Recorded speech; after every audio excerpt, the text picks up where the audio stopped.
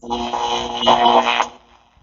everyone, Grill Father Johnny Al here, and today I'm going to smoke you some St. Louis ribs that you can't refuse, and my buddy back here is going to help me out. Stay tuned, I'll meet you back at Texas North.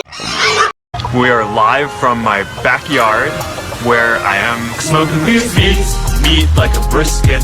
I'm making meat now. Someone asked me, do I smoke meat? That's gonna be delicious. Yeah, if I smoke meat, that's what I'm talking about. Yeah.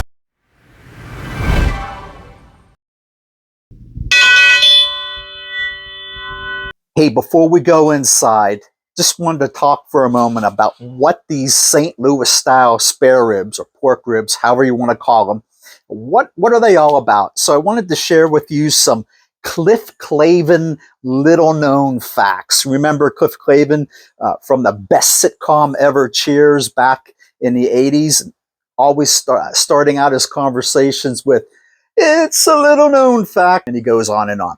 So whatever about him, but these ribs, these St. Louis style ribs, they're flatter than the ever popular baby back ribs. And there's a lot of bone on these ribs, but there's also a higher amount of fat, which makes them very flavorful. Now, in terms of the name, from the 1930s to the 1960s, there were a lot of meat packing companies concentrated in the St. Louis area. So that's where St. Louis comes into play here. And they came up with a sort of rectangular or box cut of ribs, and they removed the rib tips and the skirt. And all that said, that's how we get the name St. Louis style spare ribs. So let's go inside and get started on prepping the ribs.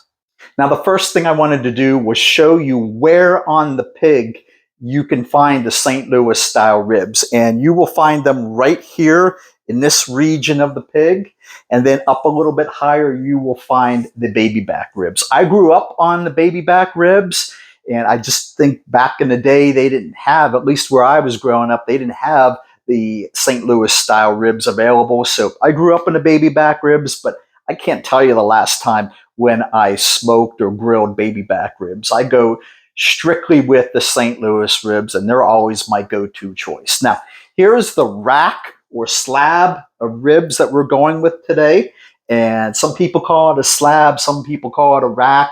You can call it whatever you want. It doesn't matter. I use both terms, so you may hear me in the course of this video refer to it either as a rack or a slab. Again, you can call it whatever you want. This is 3.6 pounds.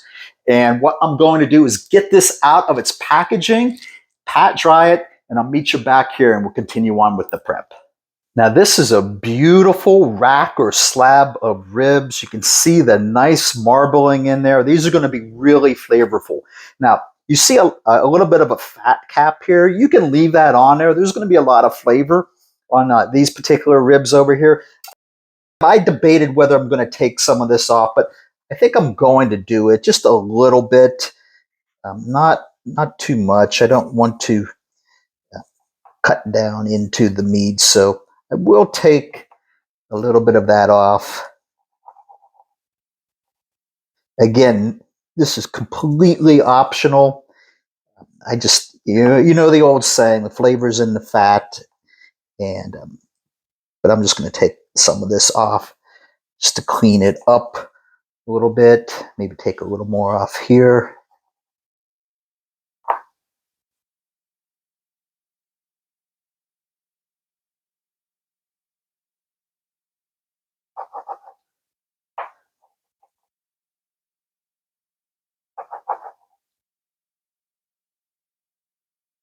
It's always best to have the meat as cold as possible. It really makes trimming fat, whether you're doing a brisket or anything else, or what we're doing today, for example, really makes it a lot easier to get the fat off when it's a little bit on the cold side and hasn't gotten warm.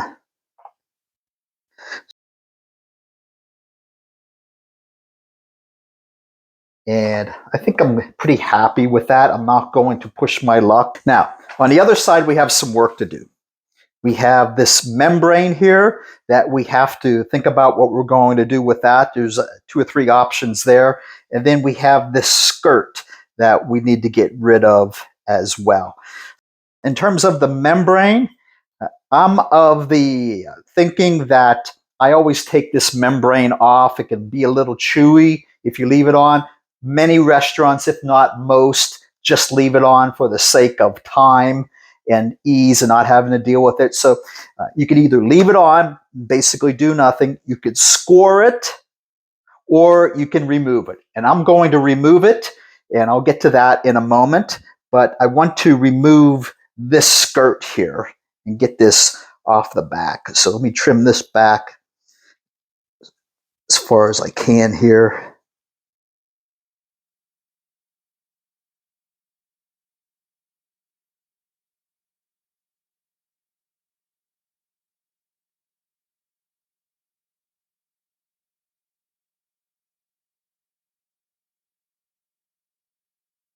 Okay, I think we're good there.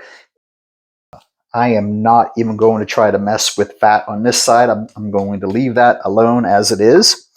Now, this might be the hardest and trickiest part of doing ribs, and that is getting rid of this membrane. Sometimes it works just right, and then other times you're going to struggle with it. I don't know that there's an absolute magic trick for getting this off in one big rip every single time. Take a butter knife, get it under the second bone or so, kind of slip it under there, and then really at this point you just want to lift up, work it under there a little bit,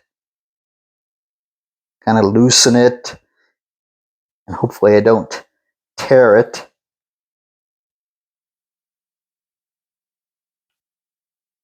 Try to work it from this side first, since this is the smaller side.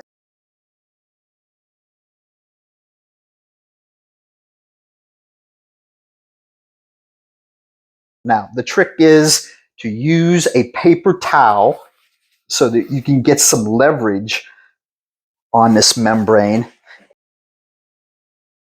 If we're lucky, we'll be able to rip this off all in one piece without having to do it a couple of times. We got a little flap here that I can use as a little handle. Make sure I get a good grip with my paper towel, and let's see how we do. Well, not so good. Let's try it again.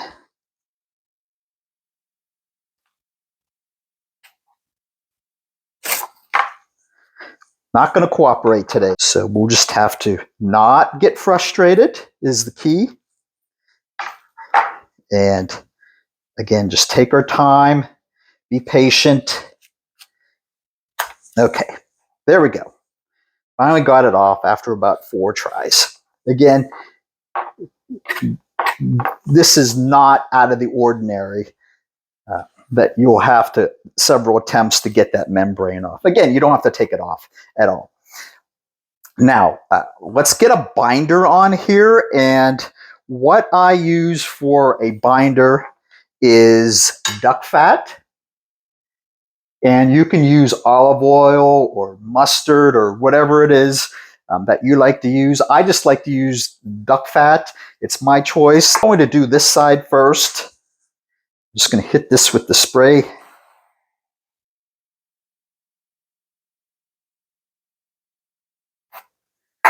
And then I'm going to take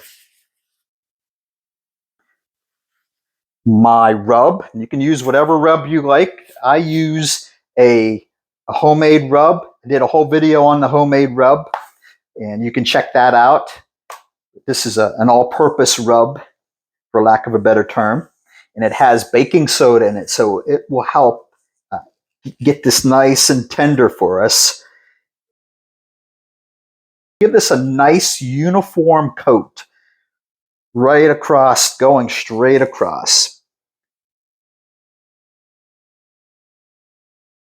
What we're aiming for at the end is to have our ribs not fall off the bone, but rather have a nice little tug to them, and so you can take a bite into them.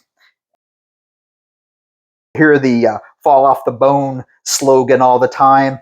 But I mean, at that point, you might as well get out a fork and start eating your ribs with a fork. So let me pat that in, and I'm going to hit the side here a little bit.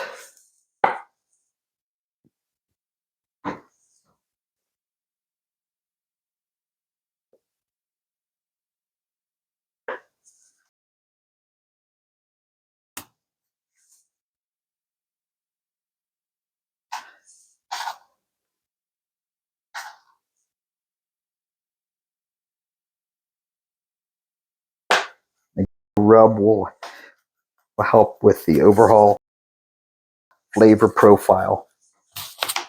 Okay, let's flip this over and get rid of this piece right here.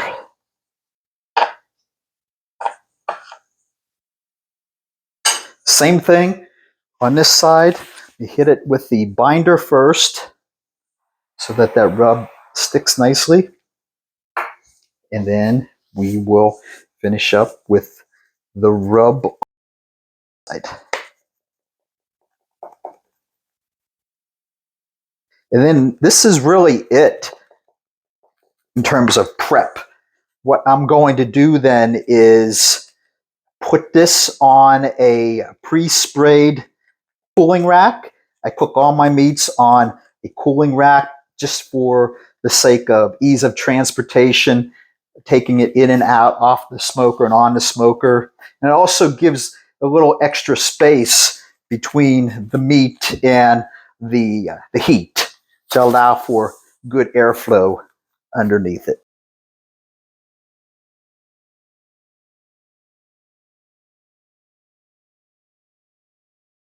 We will put this on the rack now, and then I will take it and put it in the refrigerator overnight,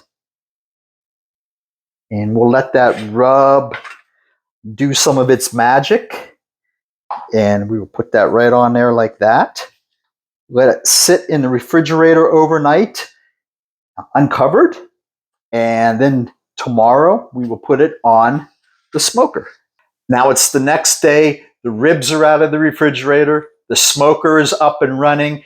But before we head out there, just wanted to cover a couple of more things with you. And the first being what I call the 4 T's for successful barbecuing. And they are taste, tenderness, texture, and the most important T of all, technique. Now, you may ask, well, what about the T of temperature? And temperature is important, both the ambient temperature outside as well as the ambient temperature inside the smoke chamber, and also the internal temperature that you're cooking to. But I consider temperature to roll up under the T of technique. And technique, in my mind, is so important because if you don't get the technique down and correct, then your taste, your tenderness, your texture, and moisture, one or all of those are going to be impacted in a way that's not going to make you happy. So getting the process and the technique correct is going to lead to success in whatever meat you are going to be cooking for the day. The other thing that I want to stress is that while the cook is going on, we have to manage and monitor all of that. And we always have to have a game plan in life for whatever we're doing, right? No different in the world of barbecue. And what I use to help manage and monitor my cooks is a logbook. And this is basically a 3-ring binder that is filled with all kinds of cook sheets for each of my cooks. And I have a sheet for every kind of meat that I do. It's in a plastic protective sheet coating. And what I do is, and I will show this in more detail in just a moment, I fill out this sheet for each and every cook, and this helps me stay on point, stay focused on the whole cook from the start to finish. And I can keep track of when I put the meat on, how I prepared it, when I need to hit it with the mop sauce, and when I took it off, how long it rested, and also recording the temperature conditions for the day. So it really just helps me stay on point all throughout the cook. And then the other bonus is that when I'm done with that cook for the day, I put that sheet in its home in the cook log, so that in this case with the ribs, if I go back and do ribs again in 6 months or whatever it is, I don't have to remember everything that I went through that day, how I prepared it, what wood I used and everything. I don't have to try to recall that. I just go to its home here in the 3-ring binder cook log, pull it out, and memory recalled in a matter of seconds. And I can look and see in my notes that if I need to make any adjustments for the cook that day. So it really has a twofold purpose, not only the day of the cook, but also for something to refer to the next time. If you're a first-time smoker or a beginner, I think it's really essential. I will get into now what the actual game plan sheet looks like for today, and then we will get this party started outside and get those ribs on and rolling. Here's a closer look at today's game plan page. And as you can see on the left here, I have a column with various categories in different stages: the pre-cook stage, the in-cook stage, and then the post-cook stage. And then over on the right here is where I do my recording. So as you can see, we are going to be using the Pit Boss 1100 smoker to do the ribs today. One rack, one slab of ribs that were 3.5 pounds, a little over 3.6 pounds. I got the ribs at Kroger. They were frozen when I purchased them. The rub that I'm using, as you saw that I put on, is the all-purpose rub being held on with a duck fat binder. We're going post oak on the wood today. And I'm also going to be using an all-purpose finishing sauce. We'll see that later on in the cook. And we'll be mopping it as the cook goes on. And I'm using a water pan as well. Now, during the cook, I will, towards the end, be wrapping in butcher paper. I use butcher paper for my ribs. And we're going to be going in the ballpark neighborhood of 275 degrees today. And I don't use a probe for measuring when the ribs are done, so I use a toothpick. Then later on, we will also be, in the course of the cook, we'll be spritzing with some apple cider vinegar and then mopping it with the all-purpose finishing sauce. And then we will rest it for probably about 25 minutes today, and then we'll record what the temperatures were outside to see if they had any impact on the cook. And then any closing comments at the end that I can use for the next time when I do St. Louis style ribs.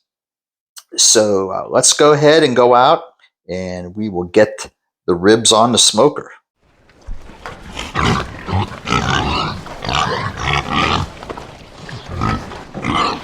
The smoker is up to temperature. We got the smoke box here rolling some beautiful post oak smoke, and that is really going to add so much flavor to the ribs. The thing left to do is to add some hot water to my water pan. Always want to add hot water. And we'll push that underneath here. And then we will check back later on and just keep an eye on it.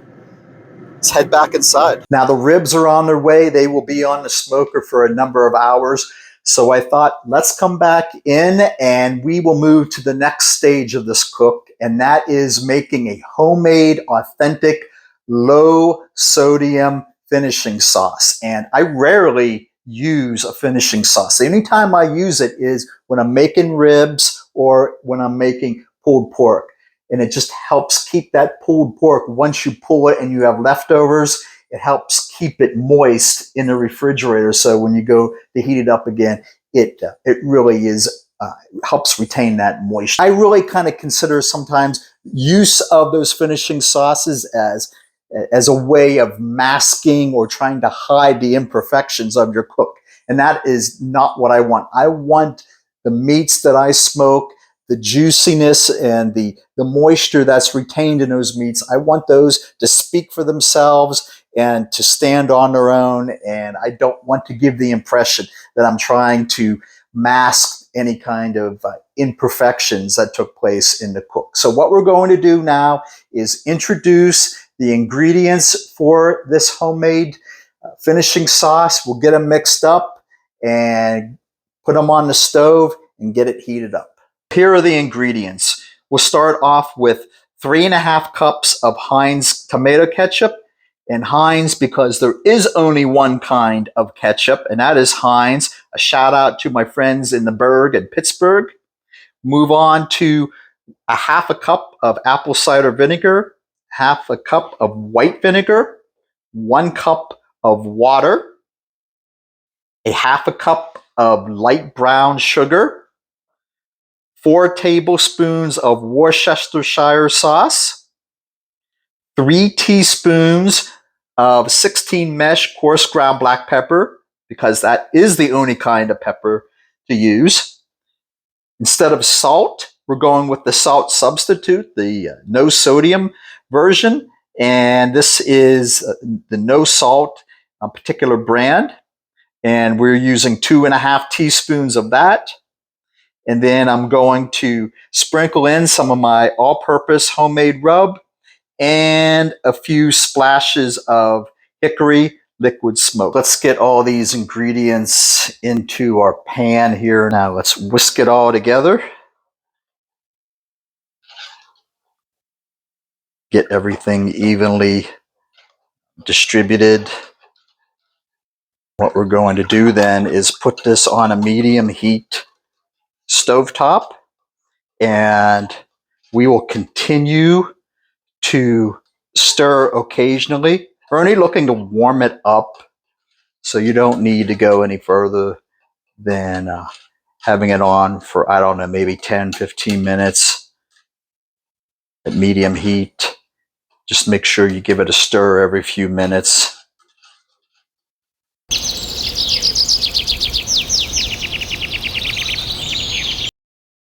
We're 2 hours into the cook, and the smoke box is still generating some really nice post oak smoke.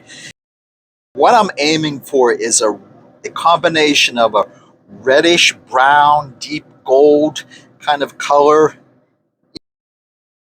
on top of the ribs. So at this point, I am going to start spritzing with some apple cider vinegar, just to start to get that moisture on there as we get a nice bark formation going. And this must have been some grease or something that dripped down. Otherwise, looking good. We will continue to monitor and check in. So we're about 3.5 hours into this cook, and I checked in at around the 3-hour mark, looking at the bottom, because you can really forget about the bottom sometimes and focus too much on the top of the ribs. The bottom was getting a little too brown for me in spots, so I decided to put a piece of foil underneath to kind of head off any kind of burning. And I'm happy with where we're at color-wise here. We got the reddish brown, goldish color going on. I'm going to hit it with some Spritz one more time here on the meat side. And then I'm going to go into the mopping phase of the finishing sauce. So I have my little mop here. And what I'm going to do is I am going to lightly mop the top, the meat side, and I don't want to disturb the seasoning and any bark formation going on. So that's why I like to use the mop. So I'm just going to lightly touch it. Get a little more here. Going across the surface.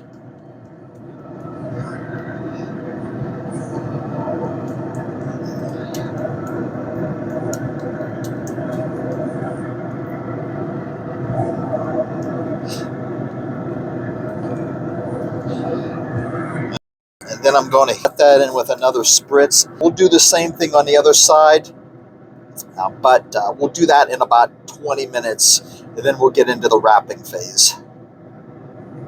What I'm going to do now is I am going to give this another coating of sauce on the meat side, and also one more spritz. And then what I'll do is I'm going to take this off the smoker, and I'll get out some butcher paper, and I'm going to flip it over to the bone side, and then sauce and spritz it again on that side, and then we'll wrap it up, put it back on the smoker, and then we'll be checking for tenderness. So this is the butcher paper that I'm going to use, and what I will do is take 2 pieces out, making sure that they're long enough. Run it through the zip cutter here. There's one.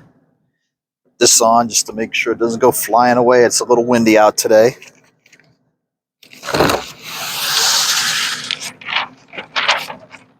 And I'll go 2 the other way.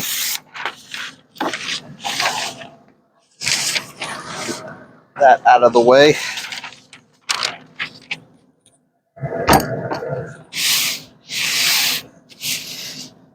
Now I may end up cutting some of this if it's too long. So let me go ahead and I'll bring the ribs over from the smoker. Just transfer them this way. And I'm going to put the meat side down. These are pretty hot. So you can see where it was starting to brown there before. And that's why I put down the aluminum foil. So let me give this a spritz here on this side. And then we'll give it a nice mop.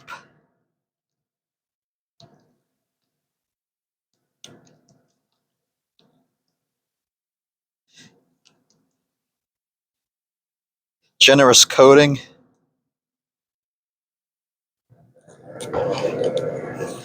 And I'll give it another spritz here. Kind of set it in. And now I'll just go ahead and wrap. So we start with the meat side down and flip it once.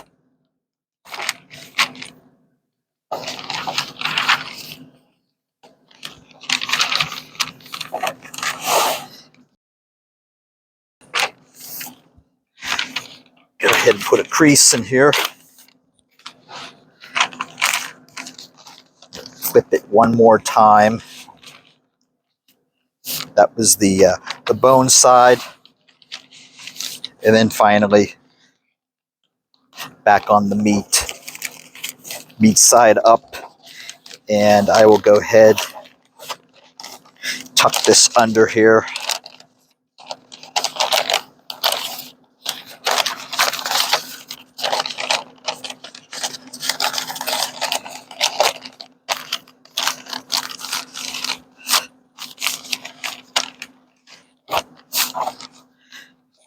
We will put it back on the smoker, and I'll be checking with the toothpick, see that it goes cleanly through the meat between the bones, and when it does, it's ready to take off at that point.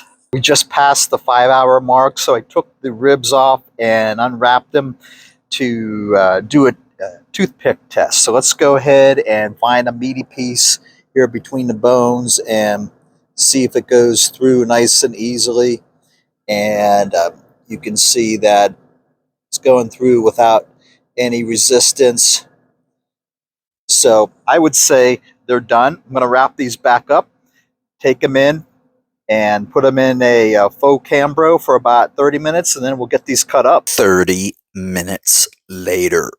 The ribs rested for 30 minutes in the cooler of the faux Cambro, and they're ready to be unpackaged and cut up. So let's go ahead and do that. and see how the final product turned out.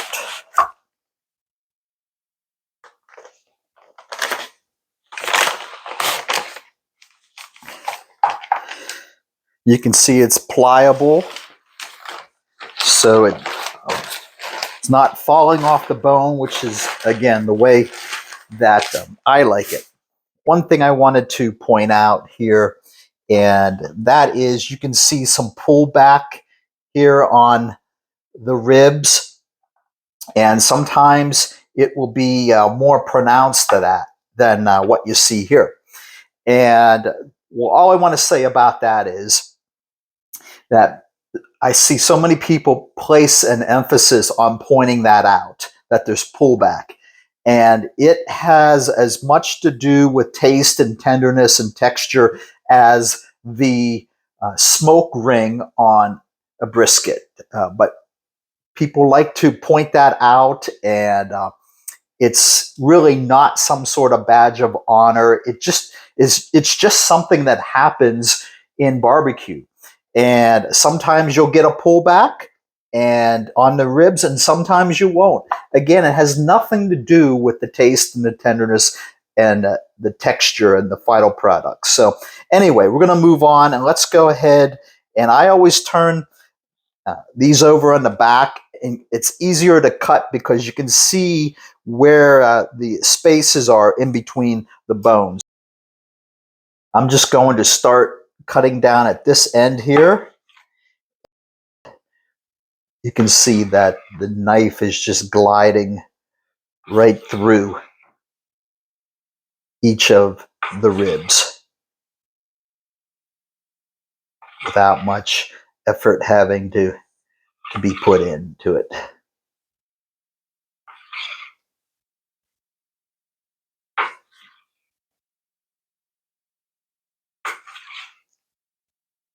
And we'll finish up right here.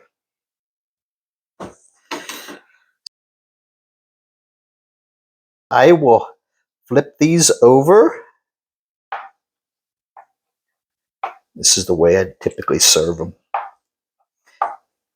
Flipped over.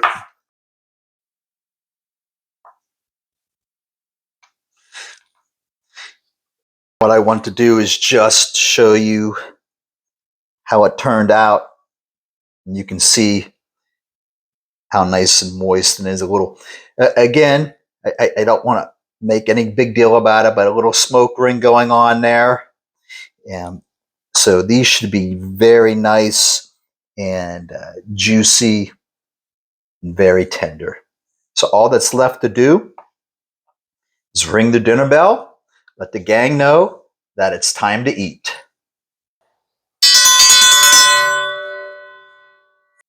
Now, if you've seen any of my other videos, you know that I don't do taste tests on camera. The reason being, I can't offer you a plate or a bite to eat. So I'm not going to eat in front of you. But I did do a little taste test on my own, and really happy with the way it turned out, with the color and the texture and the taste. And just really happy with in the fact that it wasn't falling off the bone, and it had a tug to it when I took a bite. Again, really happy and pleased with the way that it turned out. And I would encourage you, it is a little bit of a long cook. You know, you're going to put 5 or 6 hours into doing ribs when you're doing them on the smoker.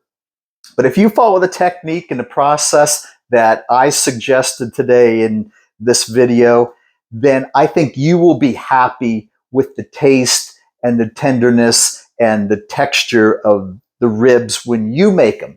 So that when it comes time for you to do a taste test of your ribs, you are going to be very happy, and you'll say, these are forget about it good, forget about it good. So again, not going to do a taste test on camera, but I am going to give this the Grill Father Johnny L stamp of approval.